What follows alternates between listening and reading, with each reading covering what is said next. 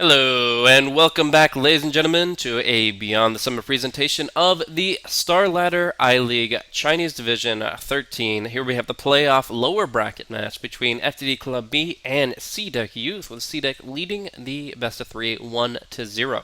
So right now they are looking strong to charge right on through that lower bracket and take on the winner of Wings versus EHOME. But of course, FTD.B still have some tricks up their sleeves, so we're already into the draft. Gonna hop right into it. Thanks once again for tuning in.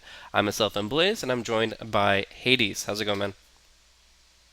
But dude, it's awesome. I mean, you saw game one, FTD.B throwing a kind of back, taken by surprise by CDC Youth with the bat right surprise pick. So I guess they're gonna learn the lesson and probably not trying to ban out, no, not concentrate all these bans on the mid heroes, and hopefully maybe ban something at like safe lane carries or supports instead. I mean, back in game one, we saw a lot of priority bans like the Dazzle, Winter Wyvern. May see a different case this game as FTD Club they ban out the Darkseer and Shadow Fiend. CDC Youth they will ban out the Alchemist and the Doom. So, alright, at least we're not going to be in for those tier 1 farming heroes. Might see something with a bit more action this game. Definitely, and it's very interesting the diversity between the bans in Game 1 versus Game 2. The support pool is wide open, is I think the key thing here. In the first game, it was very highly prioritized by CDEC Youth to grab up the supports they could when they were on the dire side with first pick.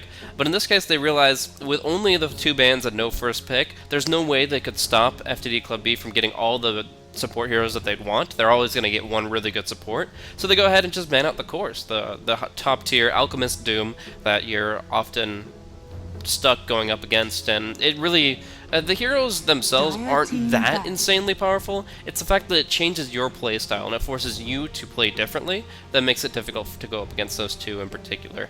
So that, along with the Darkseer, Shadow Fiend bans, all making a lot of sense. It looks like FTD.B don't want to have to worry about team fight coming up from CDEC Youth. They've already got the Tusk Dazzle, making it hard to finish off a single target, and obviously having the ability to initiate at longer range. But I feel like if they were up against heroes like Gyrocopter on top of that, then yeah, it would be very difficult to keep the Tombstone alive, for one, and just overall to fight into spells like Call Down. So, smart ban there. But where do you think they're going to be going with the rest of the draft here? I mean, Undying, Slardar, obviously we're going to be seeing one of those heroes in the offlane, most likely the Slardar, while the Undying does a bit of a dual lane action, either bottom or in mid.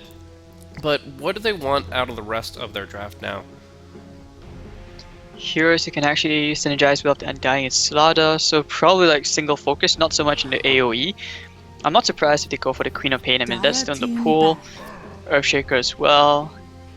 I mean, in CDEC Youth, they've really got great synergy, roaming synergy with the Tusker and Dazzle pick. And yeah, I was going to say Phantom Lancer.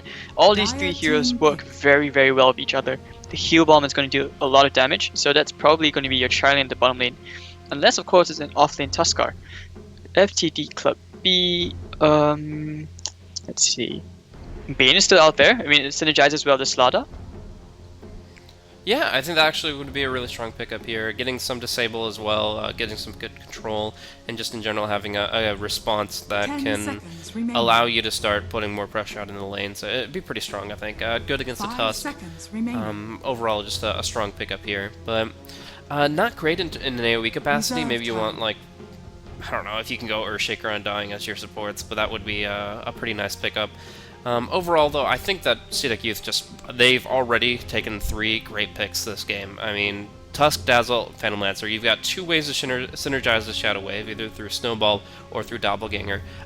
Like you said, FTD.B probably want to prioritize single target damage output, but Dazzle with the Shallow Grave is a great answer to that as well. So overall, with the fact that PL's so elusive, Dazzle keeps heroes alive, it feels like CDEC Youth have a lot going for them already, but they do go for the Queen of Pain, as you mentioned, so now we've got a pretty clear idea of how those lanes are going to be playing out. I mean, there is a possibility that you just go for some of the most off-the-wall configurations. I've seen Queen of Pain Undying work really well as an off-lane duo, and then the Slaughter could be run as a safe lane Bleak Dagger farmer, but more likely you're just going to be seeing that go to the mid again, as we've seen multiple times over. And keep Rand on his Slaughter. So right now, I guess for a bit of control, I mean, CDC Youth have got a great try in middle lane. I'm not too sure just yet. Heroes which might come out. I mean, I'm still banking on the Invoker. I'm still wanting to come out. You could try something like a Bristleback mid as well. That can actually be a bit of use. But FTD.B, now they're lacking like that range support who can sort of help out a bit with a nuke. So that could be either Lion, Skyra, CDEC if they decide to go for the Beastmaster. So BKB is not really an option because it's not going to help much, but it's always great. So CDEC can actually take advantage of that extra vision could be provided by the Hawk. It's always great with the Necro books, so that's a bit of push right there. Fourth pick from FTD.B. I mean, what do you think it's going to be, Blaze? I mean, Night Stalker is going to be the answer, so not even getting a chance to really answer that one, but we are going to be seeing the Night Stalker come into play here.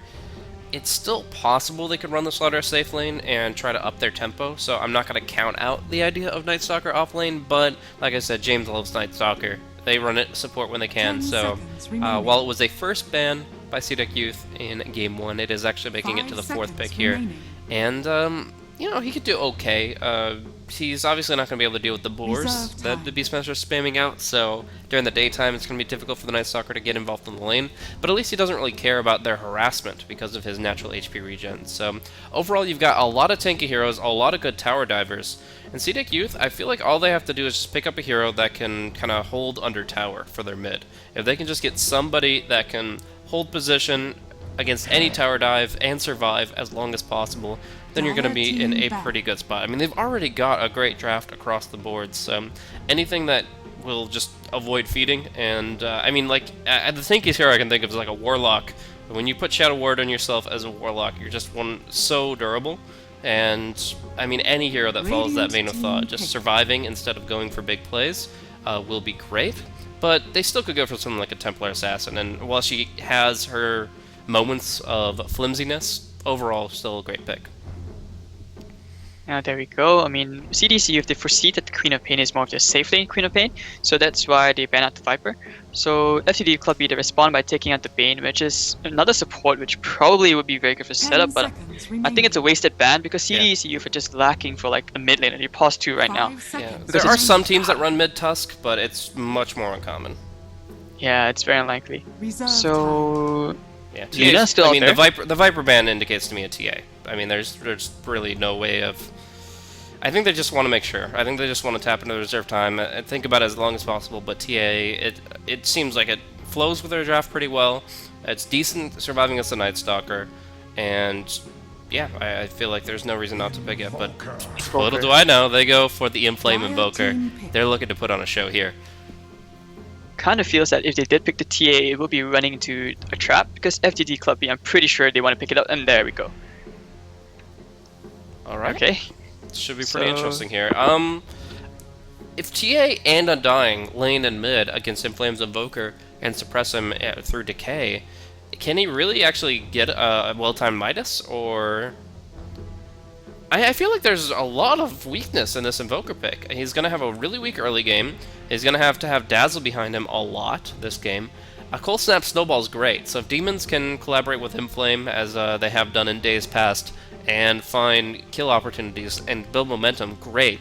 But if the FTD just gets involved with Doggy Night Stalker or James on the Undying and just starts walloping him, silencing him, or just reducing his health pool to really inconsequential levels, then I feel like that's the perfect hero for them to dive. I mean, obviously, he might be able to Deafening Blast or Tornado or something to pull them off the tower, but as it stands right now, you can't just go for the classic Alacrity Exort Wex opener from the Invoker. He has to play very defensive.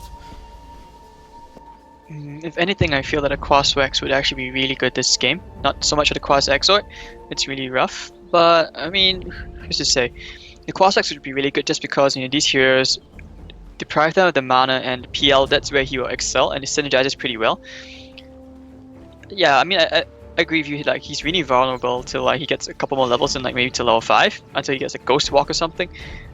Otherwise, he should be fine. If any hero should be babysitting him, it might be the Tuskar, so they can think about, you know, turning around for these fights. Dazzle should be the one at the bottom lane with the PL, because that's where they have the most kill potential between these two heroes alone. Yeah. I do think that Wex would probably be limiting his potential to be killed off most significantly, but I have to argue that Exhort might be preferable just for the synergy between him and the Beastmaster. Roar Sunstrike has been one of the classic spell combos since like very very early in Dota 2 and even for a while in Dota 1. It's very old, but it's probably the most common combo of spells that you used to see between heroes like this, and especially the fact that they both get through BKB now is really strong in terms of just making sure that well, whoever Beastmaster targets has a very sad day, and you pretty much find yourself a kill every 80 seconds.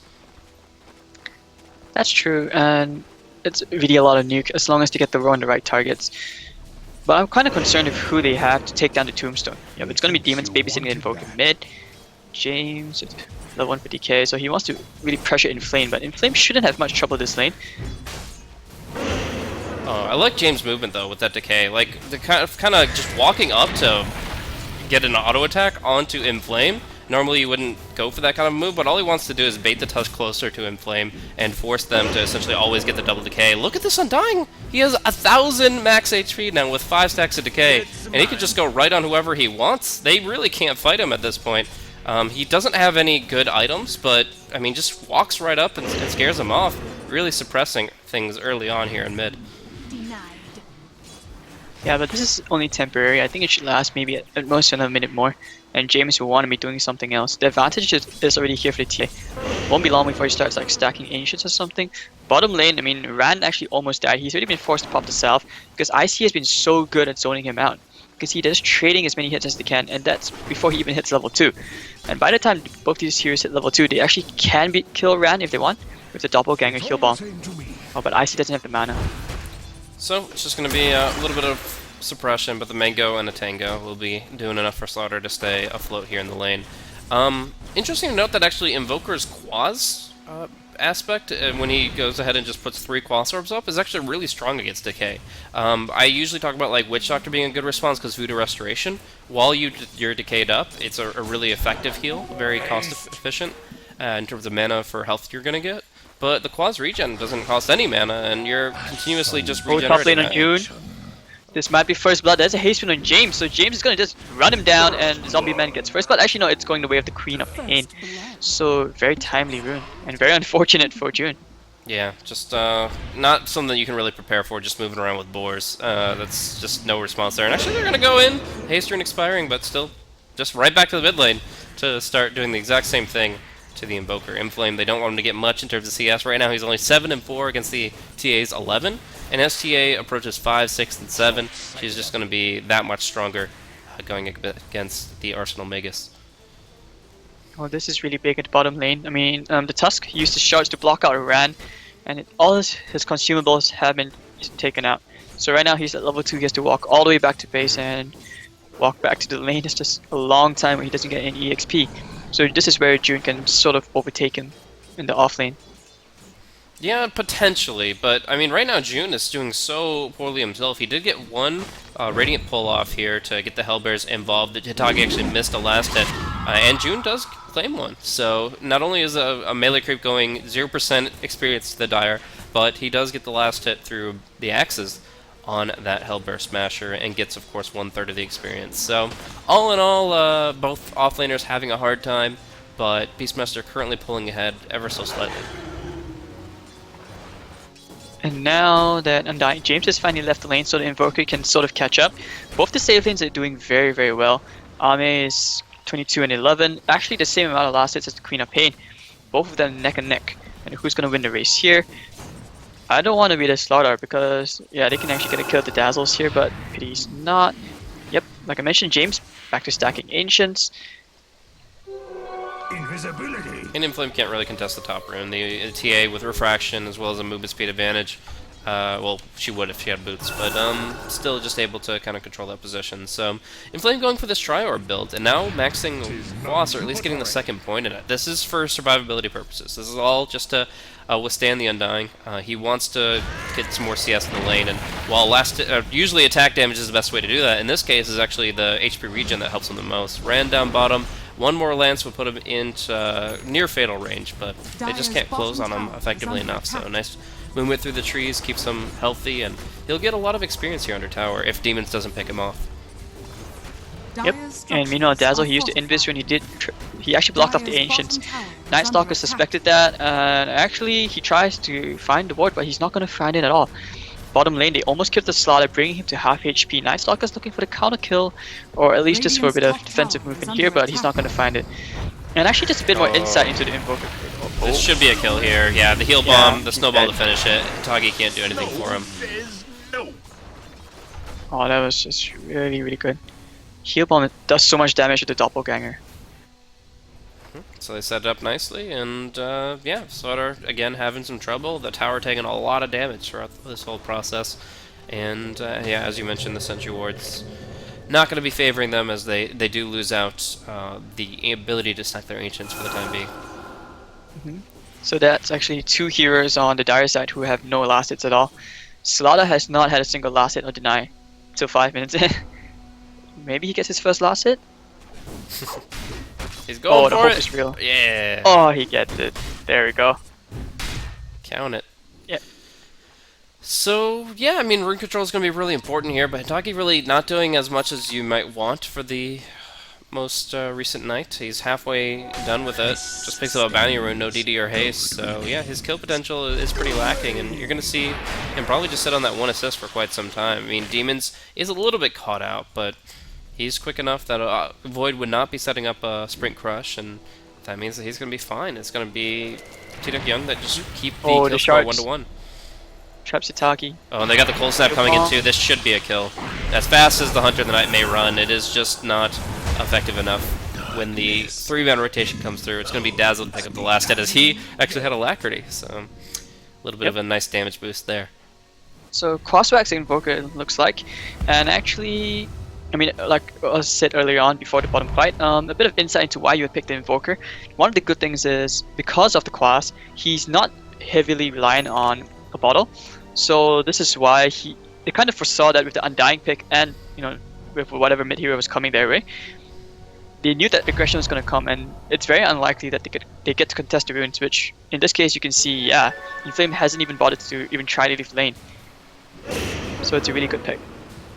Yep, and of course they're going to be able to kind of disrupt opportunities in terms of initiation. You try to blink in with the Slaughter, and you just get knocked up by a Tornado EMP, and all these strength heroes have a really low mana pool, so EMP is going to hurt their potential in the fights. I mean, I would actually compare EMP, if it connects, to like a Silencer ulti. Like, all these heroes just run out of mana and therefore can't cast a single damn spell, and they're not ones that are prone to going arcanes. We see the Undying maybe go for the arcane boots, but generally speaking, he's the only one that would traditionally acquire them.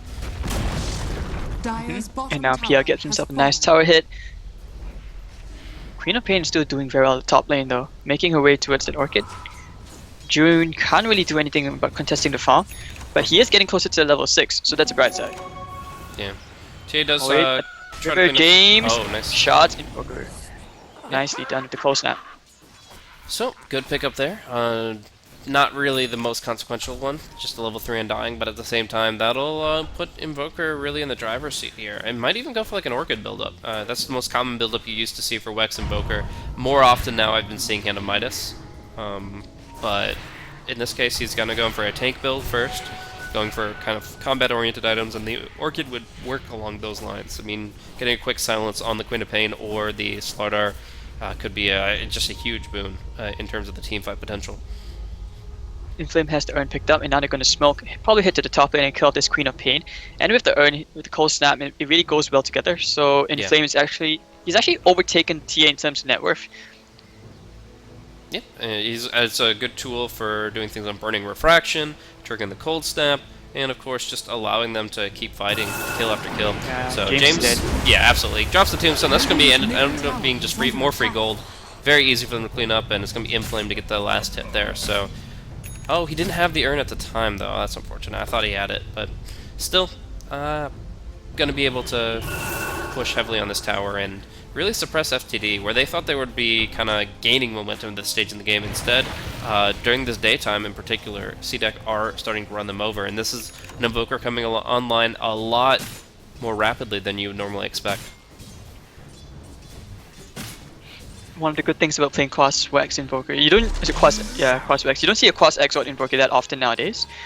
I mean, even against like meeples and stuff, when you think, oh, okay, I need that extra damage. No, it's usually the Cross Wax Invoker now that which is being picked up in this meta. And I don't foresee that the Queen of Pain will be roaming that much unless FTD starts to roam by the second night time around 12 minutes. So for now, they are not going to do anything. They're just going to play safe and just keep farming up.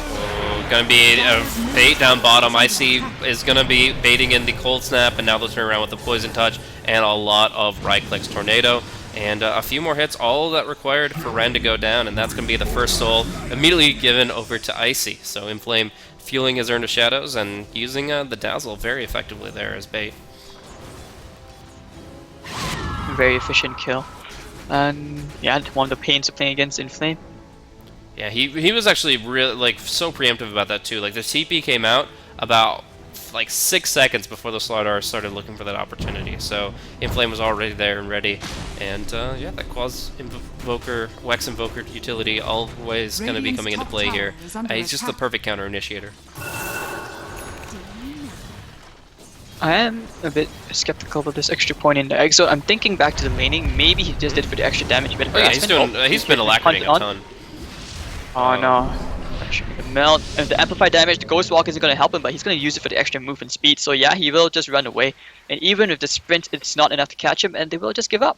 Yep. He not only invokes the Ghost Walk, but immediately throws on 3 Wex Balls, and then pops the Ghost Walk. All of it enhancing his movement speed to disengage there. So good on him. And now he looks to be going into... I mean, he could go for a Scythe to really complement the full disable, but that seems ambitious. He might just be going for something like a Yule's, which is still great in the fights. I mean, the second Tornado, just on a single target, and really messing with Blinks as well. Great for catching people too, because FTD.B don't exactly have the best lineup for retreating, besides just laying down a Tombstone to sprint. That's pretty much it. So now I think they want to pressure the mid T1, secure a bit more map control. They can actually do Roshan quite easily with the if there's a Necrobook coming up on June, which should be up in a while. I mean, he just has the belt of strength, but that's it. I think we have oh, that's a smoke on Hitagi. They want to find a kill.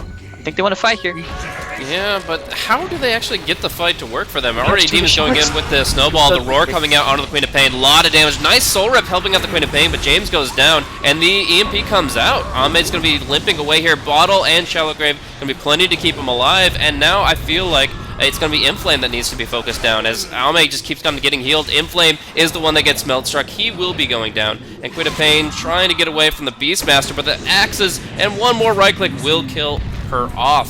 Now June has 3 traps to run through to try to get home, and that's going to be too long a road for him. That'll be actually a 4 for 7 kill score, as we do see the... They're going to go for more. Oh, really? Wow, yeah, jumping in on Icy. That is another nice kill to follow up with, and of course the Grave's still in cooldown, but it might be too deep as the Snowball Walrus Punch comes out. Rand will go down. Still finishing off the Dazzle. Ame turning it onto James. Flesh Golem or not. Oh, wow!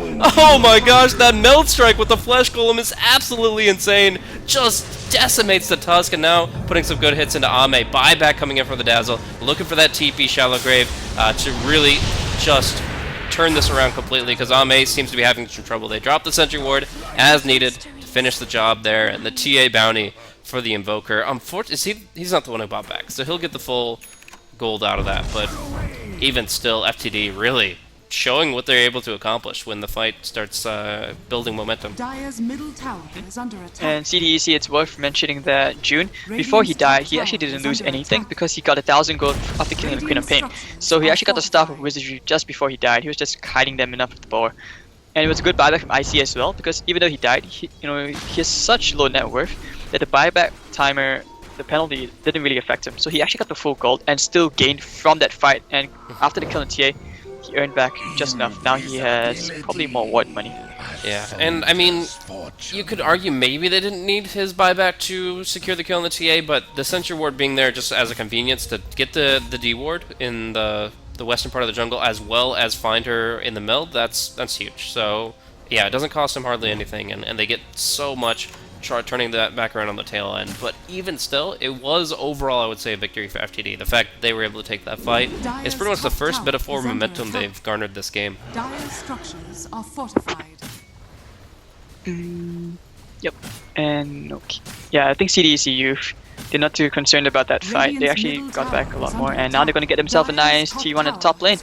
So, over here, Demons stuck in a world of hurt sandwich between all these heroes, and Queen of Pain's going to get elastic. They're going to look for a bit more. Ran. He doesn't have a Blink Dagger, and he gets the Amplify and IC, and offensive Earn Charge wasted from the Hitagi. Meanwhile, the Bird's going to get shot down by the TA.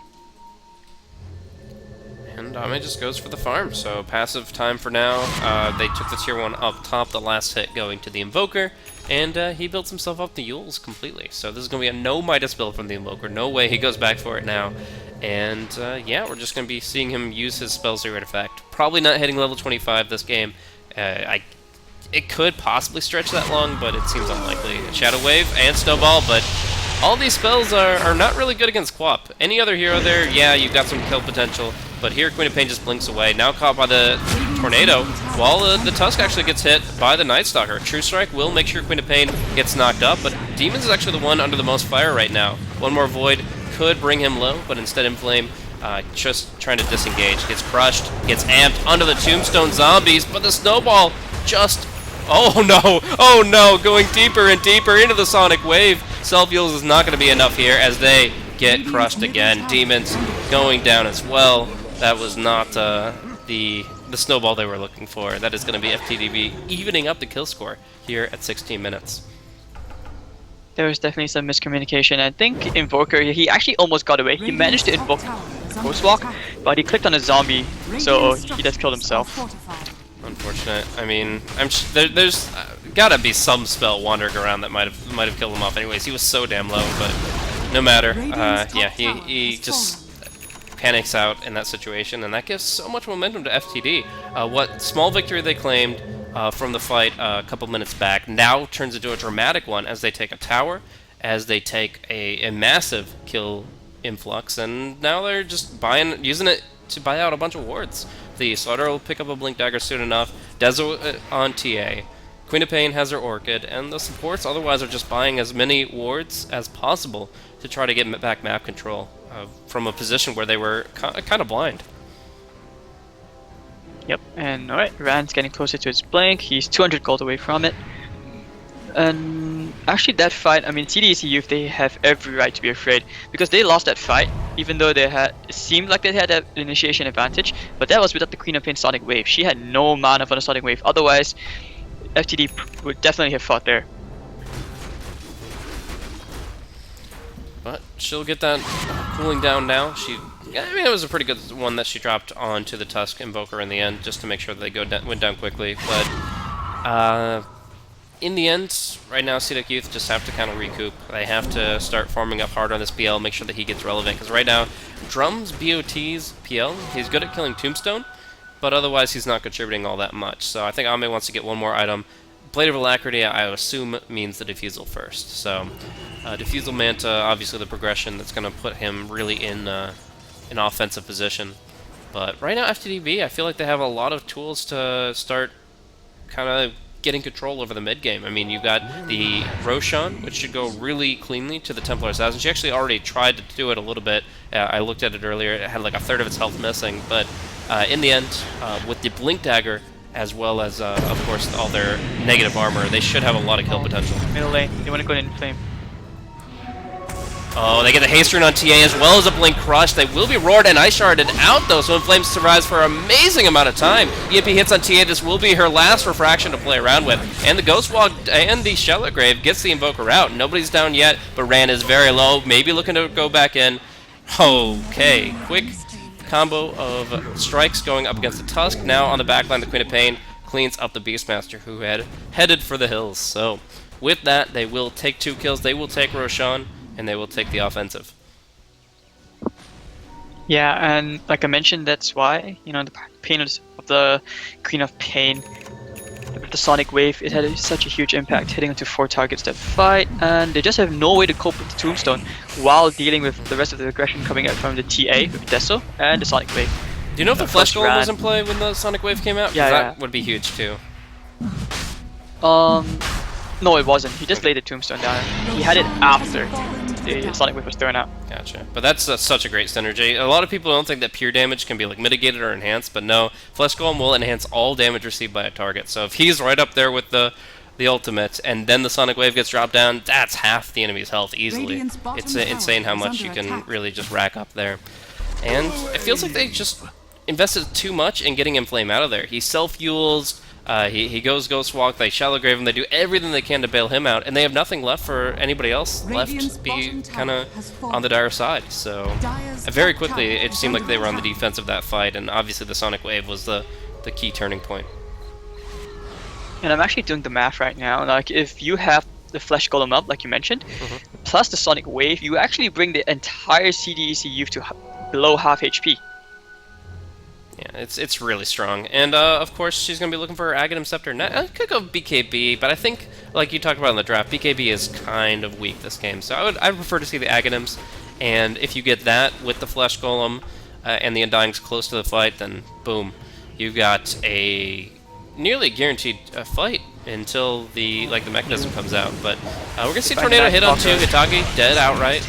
Ran 4-man crush coming in. Can they actually start to turn this here? Great decay as well. There's gonna be the Flesh Golem wandering. The Sonic Wave hits on 2, and Icy drops extremely low. But the Phantom Lancer keeps Rand's Blink on cooldown. He can't finish off the Dazzle, and June TP's away in the trees. They actually can't clean this one up. They still can do this, James. He's being brought low by the Necro unit and the Boar. He's gonna Glimmer Cape away, and they're looking for him. They can't find him. Oh wait, they're just gonna back off. Yeah, I mean, they've fully disengaged there. Inflame really just couldn't find anybody limping away from the team fight. They lost so much early on. They were, again, another fight where they're pretty much in full retreat as soon as that Sonic Wave hits. 2100 damage from the Quap there, and that crush was just so huge. Oh, dusting, blinking, crushing Inflame. What a combo there! And I'm wondering, oh, the Ghost Walk debuff. He must have walked just too close to one of his opponents, and they do catch him out. Very nicely done from FTD.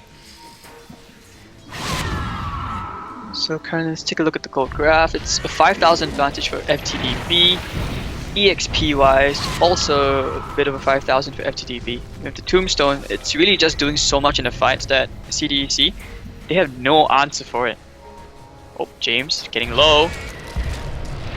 Oh, yeah, they do get him. So this is now no way that FTD.B can fight this, but they want to fight with the Aegis. They'll get a decent 3-man crush, but with the heal bomb, it's going to be the Aegis popped already. June going to be dropping very low here, just pretty much out of the fight. 1 Axis is all he's got left, but it still might be enough. They do drop the Sentry Ward under the meld, and yeah, it's going to be TA going down. So good defense of the bottom tower, as well as kind of punishing FTD for trying to fight without the Sonic Wave. That's just not going to work out for you. and that's a 1,200 gold swing heading in favor of CDEC Youth.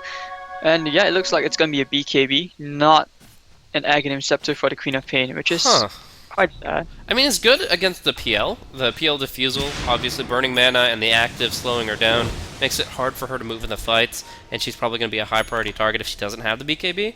But because the Invoker didn't go for Orchid, and as we mentioned, a lot of ultimates go right through that BKB, I'm not completely sold on this purchase. It's not bad because the PL is such a threat, but at the same time, it seems unnecessary. Alright, so for now, yeah, this PL is getting really out of control. He's hitting towards the Manta Star now, and I really don't see how FTD.B can cope against this PL once he gets more and more farmed up. Because after the Manta, he's probably going to hit into like a Heart or an Eye of Skadi. Yeah, Manta Scotty seems pretty appropriate here. I don't think you want Butterfly in a game where there's so much spell-based damage. At least not until your 6th slot. We're actually going to see Queen of Pain just blink right into Tusk and accidentally find himself a freebie kill. But they might try to turn around here, Cold Snap and the damage. But no, the Invoke is a level 1 Invoke, so he has actually no way to respond to that situation by changing his arsenal. That's actually very unfortunate. They couldn't punish the Queen of Pain with a Cold Snap. The PL would have definitely kept her locked in place. But instead, she gets the free kill out of complete blind luck. And from there, CDEC.Y's aggression up top is halted. Oh well, and yeah, they probably should have gone in the Queen of Pain. Very unfortunate, like you mentioned. I mean, at the same time, they probably were afraid of all the TPs since they were so near the T to the top lane. Well, no, it's more so the fact that he only has level 1 Invoke. It's a 22-second cooldown, and all he had available was Alacrity EMP. That you can't do anything there with a PL and Alacrity EMP. You can Purge, and then she'll just blink out. It's not. There was no kill potential there because of the spell's Invoke, but we're actually going to see a smoke. Oh, nice little crush and flame. Oh, Snowball to save him, but I'm not sure if it's going to be enough. He's still in a really difficult spot. The Tornado, then the Roar. That should be enough to get some distance for Inflame. But Queen of Pain is still here in the fight. Going to be able to focus down along with the TA, killing off the Beastmaster, killing off the Sigil. And the Sonic Wave on the flank is going to be bringing Demons down to 100 HP and finished off for good. So Inflame once again is out of the fight, but he's got amp damage on him still for a little bit longer if they try to finish it. It's going to be actually Icy that they focus down, as Ame Icy tried to make a play on Ran and completely fail in that regard. James under like 4,000 Sentry Wards, going to be just barely limping away from these illusions, but walking away with only 1 death. Considering how things went, I think that was probably one of the best case scenarios you could have gotten for CDEC Youth. They were quite lucky not to have lost the Invoker. He was kiting around like the Queen of Pain. He was trying so hard to get the double Sonic Wave up, but he only killed off June, and I suppose he was just content with that. Yeah. I mean, I think CDC Youth, they lack the damage because they're so close yet so far from killing off like the Queen of Pain and the Undying every single fight. Radiant's bottom tower Yeah, is under I mean, attack. the Tusk and the Beastmaster bring control. The Dazzle brings durability. But because it's a Wex Invoker and a PL who hasn't really hit his peak, they just, like you said, don't have the damage. I actually see Rand get the Blink Crush on Inflame here. His self-fuels would not be enough, so it's going to be another kill for the Queen of Pain. 8, 1, and 5. Man, she is living up to her name. This is insane. And now we're going to see him go for the AC. Assault Cross, BKB, Orchid. That's base-breaking material right there. Well, Radiant's I mean, middle it's tower notable. is It under should be noted that. Oh wait, you mean with TA might get wrecked here? I think will get wrecked. No mana at all. Beastmaster gets himself a nice freebie, 530 gold, closer to the Necrobooks. Oh wait, he has the Necro. He should be a Blink Dagger next. Yeah, and like I was saying, I mean, PL almost has the advantage style. Yeah. And by then, I mean, he's gonna be really tough to deal with.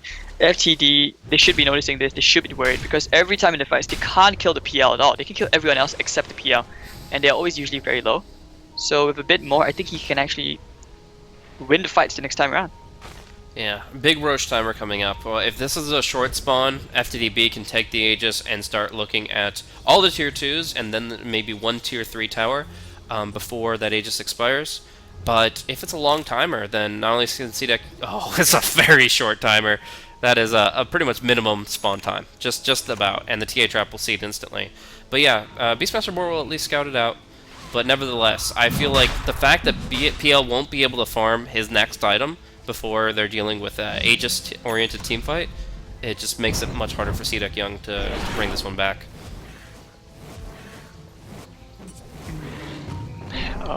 Things is just tough. Oh wait, it looks like they're just gonna do Roche. But at the same time, I mean, I think CDC, yeah, this is probably the fight they want to take if they get a good weave, and they just need to be able to kite. Oh, an illusion rune for Ame. This is gonna be a very good rune. Yeah, the illusions will certainly help, but FTD.B might just wait it out. They might just say, okay, well, if you're here, you're not farming, and we can just kind of control the pit. They keep on screaming, or killing off the birds. Oh, but Bird might find her out. She's going to try to TP, gets tornadoed, and the BKB will not be enough with the Roar. Oh, man, that was a pretty big mistake from the Queen of Pain. And could CDEC actually look to snipe this, or is there still too much in the pit? With the Tombstone on the high ground and the Blink Crush.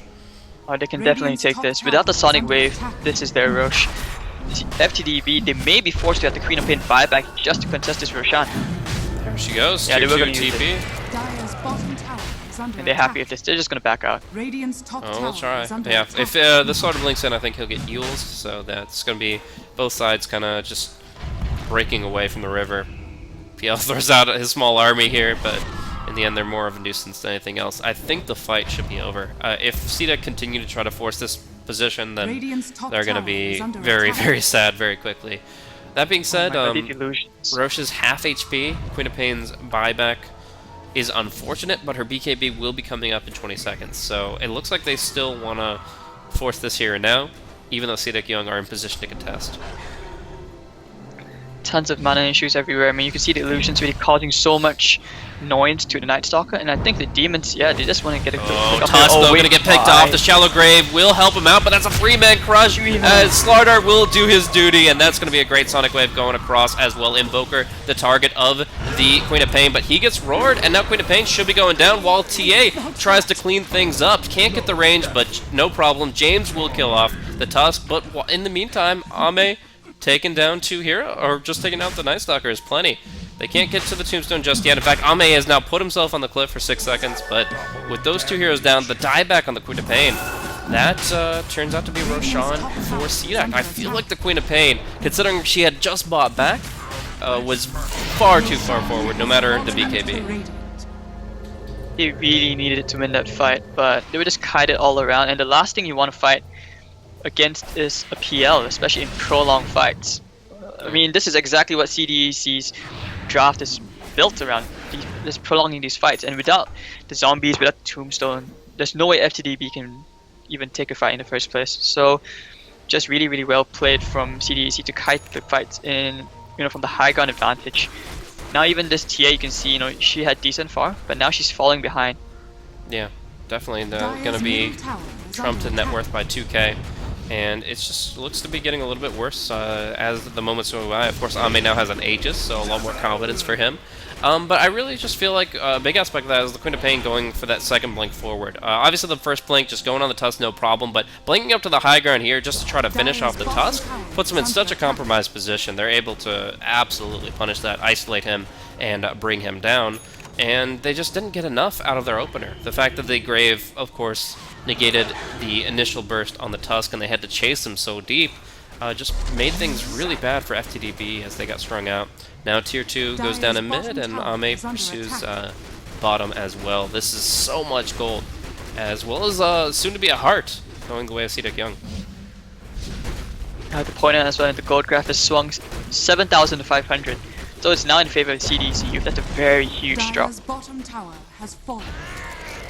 And at this point, I don't think they'll look to break high ground. They're happy with just not only evening up the net worth graph, but pulling slightly ahead and getting control over the map again. That's probably the higher priority here. Just maybe to the point that they even pop Necronomicon just to de-ward or to get vision. But right now, though, we've got the Invoker picking up a very late Orchid. We've got June, Blink Dagger now going into Vlad's. And just overall, items just raining down for CDEC. Yeah, it's not that they don't want to pick the high ground, they can't as well, just because of, it's so hard. Like I mentioned just now, I mean, without the Tombstone they can't fight, but with the high ground defense, with the Tombstone and the Sonic Wave, plus the Flesh Golem, and I mean, if Rand gets another like 3-man crush, there's just no way to do it. So right now I feel that FTD they need to make use of whatever resources, whatever precious time they can. So they're gonna go for a 4-man smoke and probably try to look for like a straggler in the back. Yeah, but it's not going to be anybody really vulnerable here. They've got all 5 up on top, ready to push onto this Tier 2 tower, and that's pretty much already dead. They do have Glyph, but you don't want to Glyph your last Tier 2 when they could go for the Tier 3. Instead, they'll go, jump on Inflame, 1-man crush is not going to cut it, and now he's being purged, he's slowed, and that is going to be the flank on the backline, but Icy gets the Grave off in time. So now the Roar coming out onto the Templar Assassin. She can't do anything despite her BKB, and Ame's just going to absolutely destroy her in just a moment's time when her BKB expires. Despite the crush from the Slaughter, she goes down, and now they bounce back Slaughter for another kill. Just a great fight from CDEC. The fact is, it was a really hard contest from FTD. They don't get the crushes they need to start that fight off, and then the Sonic Wave wasn't that great either.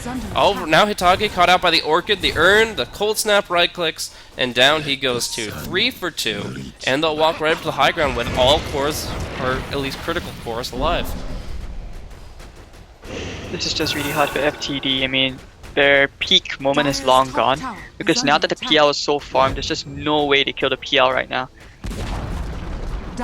And now the lower duration BKBs are also really hurting. Like, obviously the TA only lost, well, she had the 10-second. That's not really the case for her, but for the Queen of Pain, she's been using BKB every fight, and now she doesn't really have much to work with. The TA, mostly it was just the Roar and other things kind of delaying its impact, but all in all, CDEC, they seem to have the ability to sustain, and like you said, drag out the fights, and to the point that they're able to... essentially, they strike their first kill every fight before FTD.B do, and that's kind of the opposite of the intention between heroes like Templar, Assassin, Queen of Bane. They want to insta-give somebody. They want to take them out of the equation very early on in the engagement, but so far this Dazzle's been really on point. These Graves have been game-winning, but we're going to see the crush. EHOME still has that Aegis. He just goes ahead, Mantas, and says, come at me. PL, he's just crazy right now. I mean, just his illusions alone, he's pushing back James and the Night Stalker. So they can't really get close to like go for Tombstone or whatever. So now this is going to be probably another lane of frags, unless FTD.B, you know, they have to fight, they have to defend. I'm not sure how they're going to do it, but they're flanking hard. The Aegis has popped. They really want this crush. They're going to get it onto two heroes. The Queen of Pain, BKB, blinking in, but she gets roared, and the Sonic Wave's still on cooldown for 4 seconds. Soul Rip will keep her up just long enough to blink away, but Hitagi now left for dead. And again, they get that first kill. Dazzle, though, without a grave, without a prayer, he'll be crushed down thanks to a great Sonic Wave. Now, Tornado's not really going to be just changing the situation. EHOME still, though, I love his positioning on the front line. The fact that he wards off the Templar Assassin, says, don't even think about approaching the back line. Don't even touch my supports. And as a result, they don't really get that much out of it. They pop their ultimates. They go in at the perfect time when the Aegis is gone. But EHOME's so tanky, it doesn't seem to matter. They go ahead, right onto the racks. They've already taken top lane, and they're about to take mid as the illusions start to take their toll. James needs to just go back and heal right now. I'm not sure why he's great Orchid from Inflame, too. Just the preemptive Orchid as soon as he sees the Slaughter moving in. Yeah, I'm not sure about you, Blaze, but I think this is GG. I don't see how you come back from this at this point. They'll back it off as long as they don't feed all 5 here, and it looks like that's the opposite of the case. They'll go on Ran, and that's going to be the death of the Slardar. Hitagi as well, caught out once again. Really, I mean, it's 1-8 and 11 Night Stalker, just not much for him to do, and he seems to die pretty easy. It's going to be GG, called by FTD.B, and as you said, it is just too far gone at this point. It's going to be all 3 lanes of racks, and it is going to be the elimination of FTD.B from the Starladder I-League Chinese lower bracket, playoff bracket. Alright, so I mean that was just really good. Like I pointed out, FTD.B, the optimum timing for all the heroes just wall off. And since they weren't really taking objectives, they weren't controlling the map enough, which is what you're supposed to do for Night Stalker. It just really backfired on them so strongly. And CDEC.Y, actually what looked like a bad item at first on the PL, when he got the BOTs, he made so much use out of the space. So it didn't really matter that, you know, FTD.B, they were still being able to kill the Invoker. So that's when I pointed out early on, is that when they realized they couldn't kill the PL even around the mid game, things just really weren't going well for them at all, despite, you know, it seemed like they had advantage. So that's it. I think we're done for this best of 3. We have one more to do for today, Blaze. Absolutely. So we are going to be looking at the upper bracket match between Wings and EHOME, but because we have gone through 2 2-0s consecutively, we are once again ahead of schedule. So we got another 45 minutes, a break before we get to see those teams in action, and of course it's going to be really, really interesting to see what EHOME brings to it. They were able to 2-0 Fan Chuan, and Wings were able to 2-0 IG. So both teams really showing that they have some prowess, and either one could take it, but I would say that EHOME are a bit favored in that matchup. Wings, they're fun. They're really good in the late game from what I've seen, but it's still friggin' EHOME they're going up against. One of the strongest teams going out of the Frankfurt Major. So should be still a hell of a match, and yeah, we're going to be seeing that in 45 minutes time, another best of 3 to round out the night here for Starladder I-League China. Yeah, there's only this next match and then one more day, and we're going to be seeing the conclusion of everything here. And in fact, the fact that these guys are in the upper bracket semifinal actually means that this is deciding who will be going to the LAN and who will be fighting it out through the lower bracket, because we actually are getting 3 qualifier slots out of the Chinese division. So the 2 teams that make it to what would otherwise be the winner bracket final of Starladder I-League are automatically qualifying and don't have to play the final match, and otherwise there's 1 lower bracket qualifier slot as well. So already some potential for EHOME or for Wings to get themselves in really nice and easy. Alright, so see you guys later for the next best of 3. Absolutely. We're going to be seeing that 40 some odd minutes. We'll be coming right back at you guys. Once again, thanks for tuning in. I'm Blaze. Happy to be able to broadcast you got these games on behalf of you guys, on behalf of Beyond the Summit. We're going to be going into the break. I'm over at twitter.com/blazecasting. He's over at twitter.com/HadesDota, my wonderful Singaporean co-caster for these series today and perhaps tomorrow. So it's been great. These games have been a little one-sided, but very, very fast-paced and been a lot of fun. So we'll get some more games just like that in about 40 minutes' time. See you then.